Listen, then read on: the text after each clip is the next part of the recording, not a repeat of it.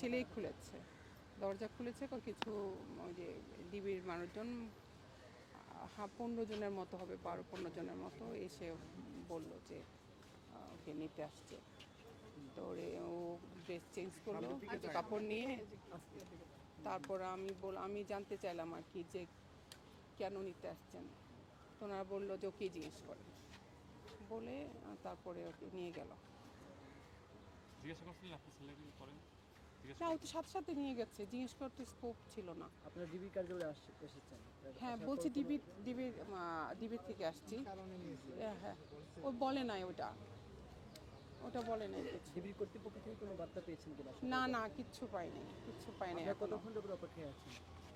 আমরা তো আসতে সময় লাগলো, তারপরে সকাল থেকে এসছি। তো এখানে বলছে যে কোনো ইনফরমেশন ছাড়া তো আমরা কোনো কিছুই করতে পারবো না ওনারা। ওরাই যোগাযোগ করবে আমাদের সাথে, এটা বললো। কিন্তু এখনও পর্যন্ত আমরা কোনো কিছুই পাইনি এখনো। আচ্ছা, আপনি কি মনে করছেন কি যে আপনার ছেলেকে কেন ধরে নিয়ে এসেছে? আপনি কি মনে করছেন? আসিফ তো সবসময় সত্য কথা বলে মানুষ। হ্যাঁ, ও সবসময় ইয়ের পাশে থাকে, মানে কোনো সমস্যা হলে ওইটার পাশে থাকে।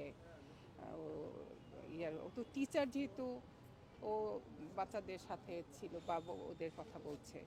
এই আপনি মনে করছেন কিনা এটা কোনো অপরাধ? হ্যাঁ, না, আমি অপরাধ মনে করছি না।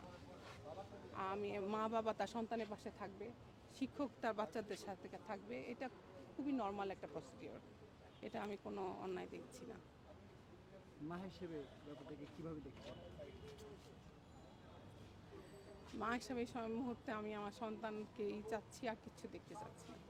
আর আল্লাহর কাছে দোয়া করছি সব যেন শান্ত হয়ে যায়, ঠিক হয়ে যায়, সুন্দর হয়ে যায়।